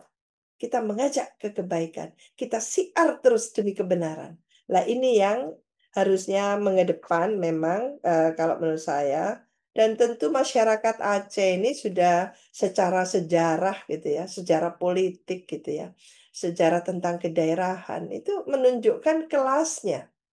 Masyarakat Aceh itu menunjukkan budaya Aceh, menunjukkan kelasnya. Dan ini saatnya masyarakat Aceh juga bangkit untuk menunjukkan role modelnya terhadap sesuatu yang distortif tadi itu. Jadi kalau dikatakan tadi oleh siapa tadi ya? Saya lupa namanya. Hubungan relasi, pola relasi imam dan makmum tadi itu. Coba kalau sekarang diinisiasi oleh komunitas Aceh menunjukkan betapa itu bisa dilaksanakan gitu ya. Untuk katakan tidak hanya di acara sholat, tapi keluar dari sholat itu bisa diterapkan di luar acara yang sholat tadi itu. Oh itu baru antara tutur kata tindakan itu padu, menyatu kita. Nah itulah kejujuran. Maka ini pula akhirnya kita harus membangun demokrasi, agama, dan politik kita untuk apa? Untuk membangun peradaban. Jadi tidak semata-mata di ruang kosong, seolah-olah tidak ada targetnya. Target besarnya adalah membangun peradaban. Peradabannya apa? Supaya kita semua jadi manusia yang beradab. Gitu ya. Ini kembali ke kemanusiaan yang adil dan beradab. Peradaban itu yang akan membedakan keberadaan kita sebagai masyarakat Indonesia, gitu ya, yang katanya sudah punya Pancasila, yang katanya Muslimnya lebih banyak, dulu kala itu hampir 90% itu adalah Muslim di Indonesia. Sekarang sudah turun menjadi 80%. Nah, dengan jumlah yang masih sangat amat signifikan itu, mestinya kita itu menjadi masyarakat yang mendominasi dalam memberikan intrusi gitu ya, atau katakan asupan nilai-nilai tentang kebenaran tadi itu. Mungkin itu moderator. Oke, terima kasih Prof. Ini jawabannya juga sangat jelas ya. Seharusnya nilai-nilai dalam sholat itu juga terefleksi dalam kehidupan berbangsa dan bernegara kita. Mungkin Prof kalau jadi imam itu pendapatannya nggak besar Prof. Tapi kalau jadi pejabat itu besar pendapatannya. Makanya kalau diganggu, kalau diusik ya akan melakukan berbagai macam cara ya. Sehingga yang memprotes itu akan dibidik ya. Begitu. Yang baik Bapak Ibu semuanya, yang lain jika ada ingin menanyakan boleh langsung. Ya, ini ada juga yang sudah chat saya ya, tapi kita tunggu yang di Zoom ya. Ya. Oke, ini Tadi itu moderator, sebetulnya mengapa imam gajinya kecil dan sebagainya, tapi tingkat ketaatannya ketika menjalankan tugasnya bagus. Karena memang ukrawi, urusannya dengan ukrawi. Tapi kita lupa bahwa meskipun duniawi, bukan dalam keadaan sholat, apa yang kita lakukan itu kan untuk ukrawi kita. Untuk sangu, untuk bekal, gitu kan? Kita itu mau mati husnul khotimah, kan gitu ya istilahnya. Mau husnul khotimah tapi akumulasi kelakuan yang apa di ini kan yang di-create itu yang diciptakan itu perilaku-perilaku yang ditimbun atau diakumulasikan justru yang negatif. Berarti kan susah jadi husnul khotimah nah, gitu. Jadi bukan hanya karena di masjid atau di surau saja kita itu harus seperti seolah-olah hanya takut pada Tuhan. Tidak. Takut Tuhan tuh dimanapun, kapanpun gitu ya. Dengan siapapun kita tetap tahu Tuhan. Bukan takut ke orang itu. Kalau takut ke orang itu, ya tentatif aja kalau deket orang itu. Kayak saya, takut ke orang tua saya. Ya kalau deket orang tua saya takut. Jauh, saya bandel aja kan gitu. Kalau saya tidak, saya analogikan saya takut Tuhan aja. Jadi dimanapun saya takut. Karena saya takut Tuhan, panjang ceritanya. Pasti akan terukur semua apa yang kita lakukan. Ini. Jadi mungkin latihan berkontemplasi kita ya. Bahwa ketika kita melakukan gitu kan. Ibadah kita sebagai Muslim. Itu kita betul-betul lakukan dengan penuh keyakinan dan mampu menganalogikan diri kita dengan kedekatan kepada Tuhan. Maka di situ sebetulnya ketakutan. Jadi kalau jabatan itu amanah, saya menerjemahkan jabatan itu amanah gitu. Maka karena jabatan amanah jangan pernah diminta. Dikompetisikan iya, karena politisi harus berkompetisi kan gitu. Tapi kalau lalu kita sebagai intelektual meminta jabatan itu sangat memalukan itu. Jangan pernah meminta gitu. Kalau diberikan amanah itu, maka lakukan dengan penuh tentu jabatan tadi itu dengan amanah. Jadi mungkin kita perlu meluaskan bagaimana nilai-nilai dari Islam, keislaman kita, akidah Islam, bagaimana Islam mengajarkan pada kita itu seluas mungkin, bukan hanya di masjid gitu. Dalam setiap pertemuan gitu, katakan kayak penelitian, saya selalu mengatakan, yuk kita niatkan bahwa kita bangun desa inovasi ini hanya karena Allah. Kita ingin siar gitu ya, kepintaran politik, tapi tetap di situ ada agamanya, peran dari Islam gitu. Itu bagus sekali. Jadi tidak hanya dalam tulisan, nanti buku, jurnal gitu, artikel, tapi juga dalam policy brief yang sangat berguna dimanfaatkan gitu ya, dikapitalisasi nanti oleh Pemda-Pemda. Itulah kampus itu sebagai center of excellence di situ. Ini sekalian usul ini Prof. Samsul saya ke Pak Kaprodi. Iya, Terima kasih, Prof. Ini ada pertanyaan lagi, Prof. Ya, iya. dari Abah Gadis. Izin, Prof. Dalam konteks tata kelola negara dengan dalih demokrasi, apa spirit yang harus dibangun sehingga kohesivitas legislatif dan eksekutif itu fungsional sehingga rakyat dapat merasakan kehadiran mereka secara demokratis, ya. Jadi selama ini mungkin eksistensi legislatif dan eksekutif itu ya tidak dirasakan impact yang signifikan oleh rakyat, ya, sebagaimana yang Prof sampaikan tadi, ya. Iya. Padahal pemilu kita juga menghabiskan dana yang luar biasa banyak, tetapi hasilnya ya masih seperti itu saja. Kemudian yang kedua, Aceh memiliki partai lokal. Bagaimana sebuah perspektif bahwa partai lokal kontributif bagi inovasi politik, berkenan pencerahannya, Prof. Ya, jadi eksistensi partai politik lokal ya kalau kita lihat selama ini juga belum mewarnai politik lokal yang berbeda dengan partai politik nasional, ya. Jadi sama saja. Jadi tidak hanya beda nama tapi eksistensi yang lebih itu juga belum dirasakan. Kemudian yang kedua itu dari Dr. Rashidah M.Ag. Salam, Prof, terima kasih atas syarahannya. Saya pernah riset di Kelantan, di mana imam di sana seperti wali kelas, bertugas untuk memantau jamaah yang ditetapkan dalam lokasi kerjanya. Bahkan ada absensi jamaah. Ketika ada beberapa kali tidak ke masjid, biasanya saatnya imam menunjukkan perhatian dan kasih sayang untuk mencari tahu sampai mengunjungi rumah. Terima kasih jika harus termasuk jika harus menggalang dukungan bersama untuk membantu jamaah. Ini sudah melembaga. Nah, jadi mungkin ini kaitannya juga terkait dengan bagaimana perhatian seorang pemimpin terhadap rakyatnya. Nah, jadi di saat ada jamaah yang tidak hadir, mendapat perhatian, apakah kondisinya sakit, ya. Jadi imam itu betul-betul menjadi payung bagi jamaahnya, ya. Begitu, Prof. Iya. Mungkin bisa langsung, Prof. Ya, terima kasih moderator. Iya, ini bagus ya tadi tentang partai lokal ya. Partai lokal di Aceh tinggal 2 ya yang masuk ya. Dulu kalau nggak salah banyak ya, 5 apa berapa gitu. Sekarang tinggal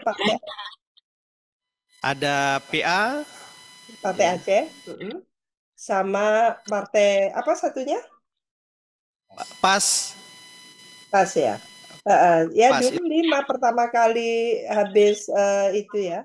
Pertama kali dibentuk itu lumayan itu kompetisinya dan sebagainya. Masih hangat-hangat itu luar biasa gitu.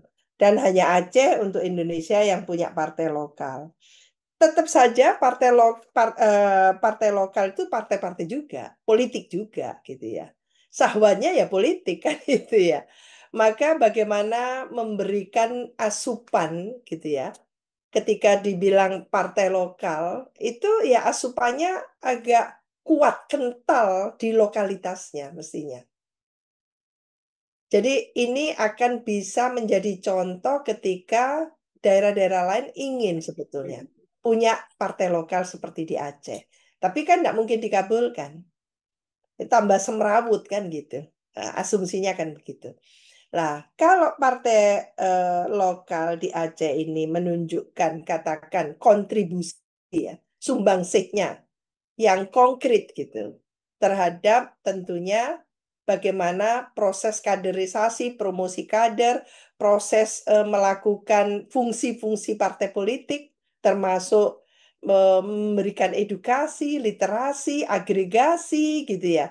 Lalu mengadopsi aspirasi dan sebagainya gitu.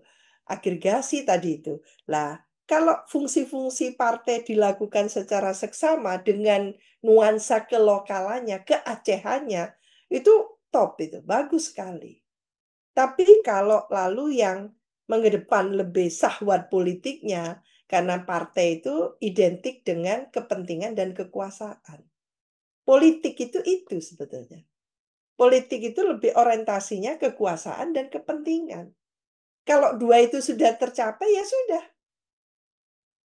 Padahal politik dari perspektif moral, etika, gitu ya, filosofinya itu untuk mewujudkan satu kesejahteraan bagi masyarakat. Itu sebetulnya yang filosofinya. Nah, tentu ketika kita mengacu kepada partai lokal Aceh gitu ya, apa kontribusi positifnya, mestinya bisa membedakan. Ini loh partai nasional ternyata tidak membumi di Aceh, kan gitu.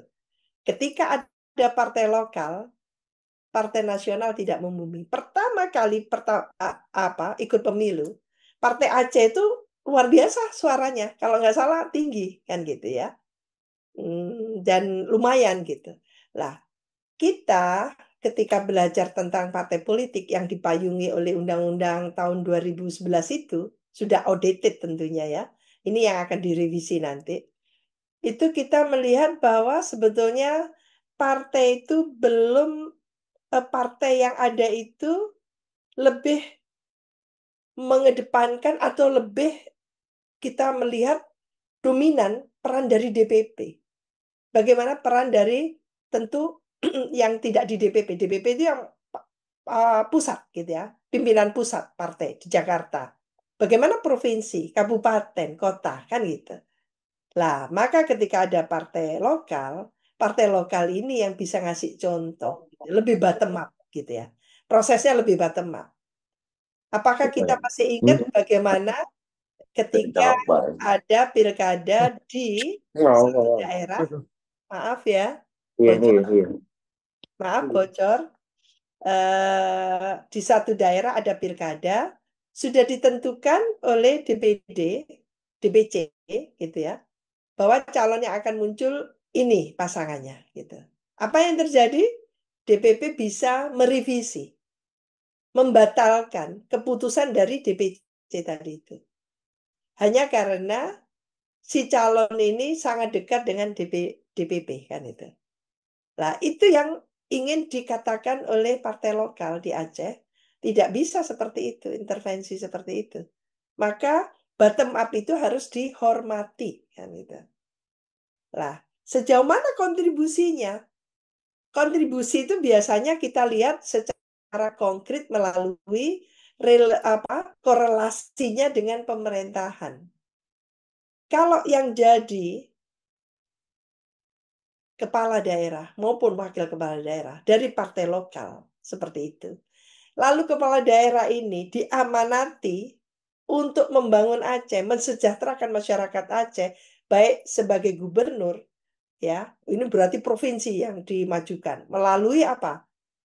Korbinwas, koordinasi pembinaan dan pengawasan di kabupaten dan kota yang ada di provinsi Aceh, kan gitu.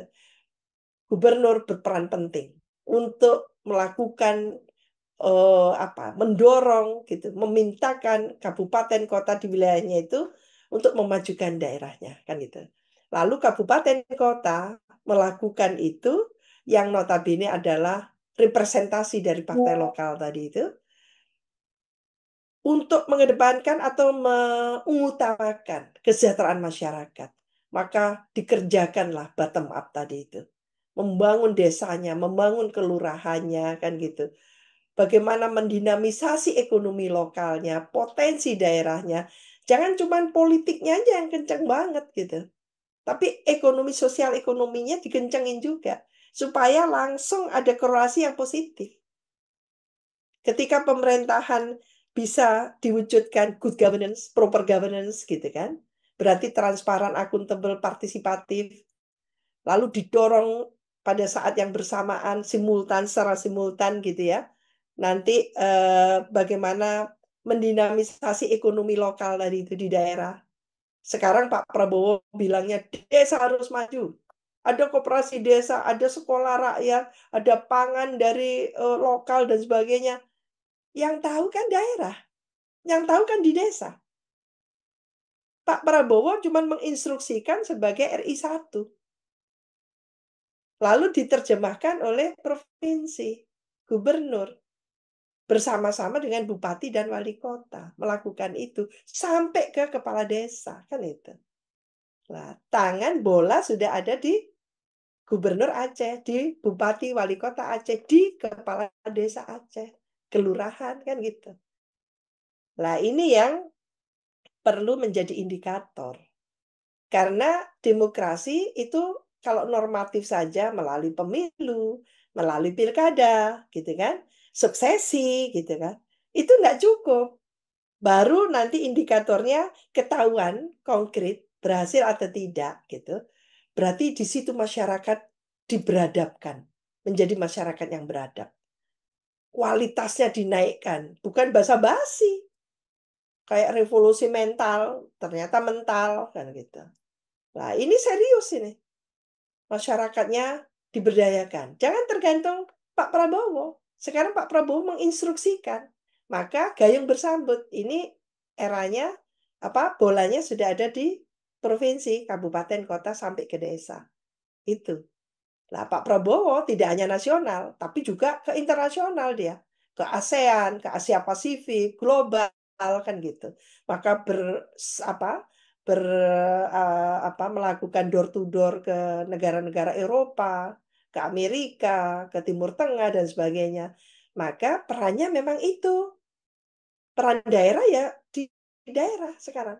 Maka Aceh dengan keacehannya, dengan pemerintah Aceh, undang-undang pemerintah Aceh, itu dimaksimalkan sekarang. Dengan membangun tadi itu SDM Aceh. Untuk membangun peradaban dan sekaligus untuk mensejahterakan Aceh. Bagaimana melakukan ini secara kolaborasi, gitu ya. Kolaborasi yang dilakukan oleh provinsi, baik dengan KL terkait maupun Pemda nanti dengan Pemda yang ada di internal dan di eksternal, kan itu. Kalau ke luar negeri, sinergi atau kerjasamanya harus izin dengan pemerintah nasional, seperti itu. Jadi menurut saya mungkin ini revival, gitu ya, kebangkitan dari Aceh yang sudah memiliki undang-undang Otsus ya. Ini mungkin sudah berapa dekade ini? Sejak tahun 2001 ya, kalau nggak salah ya, 2001 ya. Itu sudah punya undang-undang Otsus Aceh, gitu kan. Sekarang 2025, berarti 2 dekade. Setelah 2 dekade ini, so what? What's next untuk Aceh, gitu kan. Ini bagus sekali. Jadi saya mendorong gitu ya, agar kampus itu sebagai salah satu mitra nanti. Kolaborasi dari provinsi maupun Pemda, itu salah satunya adalah dengan dunia perguruan tinggi kampus. Maka think tank-nya itu ada di eh, Prodi ya, S3 ini. Biasanya seperti itu think tank-nya. Maka eh, hasilkan policy brief gitu ya. Tapi ini kan lebih ke tadi kalau kalau studinya tentang agama, demokrasi, agama dan politik gitu ya. Itu lebih kan tadi Indonesia. Kalau dengan Aceh mungkin lebih melihat bagaimana partai lokal. Sangat bagus untuk mengevaluasi secara kritis implementasi atau pelaksanaan dari partai lokal gitu ya. Dan tentu gitu dampaknya terhadap pemerintahan daerah gitu. Adakah dampaknya? Bagaimana mengukur itu? Kan gitu. Ini bagus Prof. Samsul kalau ditinjau secara serius biar dosen-dosen mulai gitu eh, membuat tornya gitu untuk melakukan studi secara serius. Kalau ada itu nggak usah, nggak ada duitnya, jangan bilang begitu. Kalau tornya sudah bagus dan sebagainya, tinggal diider aja, nanti akan ada yang tertarik. Betul itu. Jadi kita jangan kayak apa ya? Kita kan intelektual ya. Jadi jangan disempitkan gerak langkah kita, gagasan kita hanya karena tidak ada dana, efisiensi. Saya pun merasakan efisiensi itu di BRIN, tapi saya nggak peduli, ya udah kerja aja. Nah, ini yang mungkin bagus sekali supaya webinar series ini bisa bermetamorfosis menjadi satu policy brief, lalu kajian, dan akhirnya kajian itu digunakan dengan sangat proper oleh pemerintah daerah, gitu ya. Syukur-syukur oleh pemerintah nasional kalau itu memang relevan, terkait kan gitu. Mungkin itu usulan saya, moderator, Prof. Samsul. Oke, terima kasih Prof. Ya, kita sudah bincang banyak hal Prof. Tentu ini waktu yang sangat singkat ya. Semoga nanti Prof. Samsul bisa mengundang lagi Prof. Siti Zuhro untuk bisa memberikan pencerahan-pencerahan kepada kita semua, ya terutama kepada akademisi yang ada di UIN Naraniri dan juga kepada masyarakat secara umumnya. Kita tadi sudah berbincang tentang demokrasi, kita juga sudah bicara tentang bagaimana seharusnya agama itu juga diterapkan dalam nilai-nilai politik kita. Walaupun kita bukan negara Islam, tetapi mayoritas penduduk kita itu adalah penduduk yang sangat taat ya. Jadi religius ya. Ini tentunya juga menjadi sebuah modal bagi kita untuk bagaimana yang kita sampaikan tadi, nilai spirit dalam sholat itu bisa diimplementasikan dalam kehidupan politik kita, dalam kehidupan pemimpin kita, dan ini adalah modal yang seharusnya kita kembangkan. Dan hari ini kita masih punya banyak PR ya. Tahun 17 Agustus 2025 ini kita sudah berusia 80 tahun ya, dan kita juga sudah melewati berbagai fase demokrasi ya, mulai daripada demokrasi parlementer liberal sampai kepada demokrasi reformasi, tetapi kita masih bergelut dalam persoalan-persoalan yang tidak kunjung selesai. Agama juga menjadi alat eksploitasi elit, rakyat mulai optimis ya, sehingga money politik menjadi hal yang senjata andalan bagi elit-elit politik, dan ini terus memperkeruh suasana demokrasi kita, dan ini juga menjadi tantangan kita semuanya. Tentu tidak ada yang tidak mungkin ya, tidak ada yang tidak mungkin, dan kita berharap dan kita berdoa kita juga bisa sejajar dengan bangsa-bangsa lainnya. Dan kalau saya sering menyampaikan kepada mahasiswa, untuk menjadi negara yang maju kita memerlukan pemimpin yang benar dan rakyat yang cerdas. Tanpa pemimpin yang benar dan rakyat yang cerdas itu sangat sulit untuk mewujudkan negara yang sejajar, negara yang maju, sebagaimana yang dicita-citakan oleh founding father kita. Kita menjadi bangsa yang berdikari di bidang politik, berdikari di bidang ekonomi, dan berdikari di bidang budaya. Dan itu menjadi cita-cita kita bersama, sehingga ketergantungan kita kepada negara-negara asing itu menjadi sedikit bisa lebih ditekan ya. Kalau saat ini ya ketergantungan kita sangat besar ya. Kita bisa melihat kemarin misalnya bagaimana Trump misalnya menghina negara-negara yang melobi Amerika, dan tentu ini juga menjadi sebuah pukulan telak bagi negara besar seperti Indonesia. Baik Bapak Ibu semuanya, untuk closing ataupun untuk menutup acara ini kita persilahkan kepada Ketua Prodi Studi Islam, S3 Studi Islam, Prof. Samsul Rijal. Disilakan kepada Prof. Silakan Prof.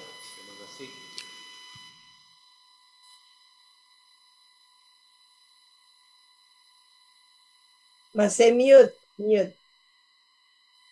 Prof. Samsul mute masih. Ya. Terima kasih Prof. R.Siti Zora MA PhD. Kami sangat bangga dan berbahagia hari ini. Demikian juga Bapak Ibu peserta webinar yang sudah turut membersamai kami. Tadi monitor ada 98 orang ya. Dan alhamdulillah ini menjadi kajian yang spesifik. Terakhir, bahwa kami banyak belajar dari sesi ini, terutama dari narasi inspiratif dari Ibu Profesor. Mudah-mudahan rekomendasi yang solutif tadi akan memperteguh cita-cita kami di dalam pengembangan studi Islam, di dalam berbagai disiplin ilmuwan. Dan terakhir tadi yang sangat menarik adalah bagaimana eksistensi kajian-kajian studi ini melahirkan inovasi-inovasi yang bisa diterapkan oleh pemerintah ataupun oleh stakeholder. Sehingga memang benar-benar kajian-kajian itu bukan hanya sebatas wacana, tetapi dengan berkumpulnya para pakar, para narasumber, dan pertanyaan-pertanyaan yang kritis dari peserta yang langsung hidup di tengah-tengah masyarakat sosial politik kita, itu menjadi inspirasi bagi kita. Sekali lagi terima kasih Prof. Mudah-mudahan Prof meskipun ada keterbatasan waktunya, akan dapat berjumpa secara langsung di kampus tercinta. Terima Insya kasih. Allah. Billahi Ya, taufiq insya wal Allah. hidayah. Wassalamualaikum warahmatullahi wabarakatuh. Waalaikumsalam warahmatullahi warahmatullahi wabarakatuh. Terima kasih, wabarakatuh. Terima Prof. kasih Foto, banyak. foto bersama. Oke. Sebelum kita akhiri, kita foto bersama, Bapak Ibu semuanya. Bisa dibuka kameranya. Ya, semuanya dibuka sifat kamera biar manusia itu kita memang harus diulang-ulang ya, ini momen dan yang harus cukup continue. berharga Terkadang ada yang ya, jangan ya, sama untuk ubahnya. guru kita yang luar biasa ini. Oke, Terima kasih, Prof. Durato. tujuan penelitian Oke. kita ada berapa? Terima kasih. Apa aja? Pamit ya. Terima kasih. Terima kasih. Sama, Prof. Ya. Terima kasih banyak, Prof. Terima Ya, kasih banyak. senang bisa bicara Sukses dan nanti, insya Allah. Oke, coba buka tulisan penelitian. Di sini, inisial nama, jelas ya? terima kasih Prof. Samsul, terima kasih Prof. Ini kan Eka Januar ya. Izin pamit. Assalamualaikum. Terima kasih Bapak Ibu semuanya. Saya Terima kasih, mohon maaf dalam dan Bapak Ibu semua. penyampaian Ya, saya. terima kasih narasumber. Mohon maaf tidak bisa on kamera karena kondisinya tidak mengizinkan. Terima kasih Prof. Samsul, Prof. Masjid Zuhro, luar biasa. Assalamualaikum.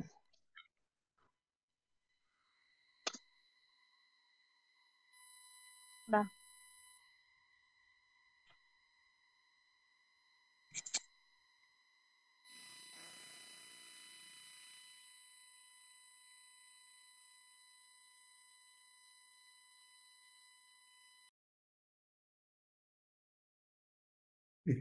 Dia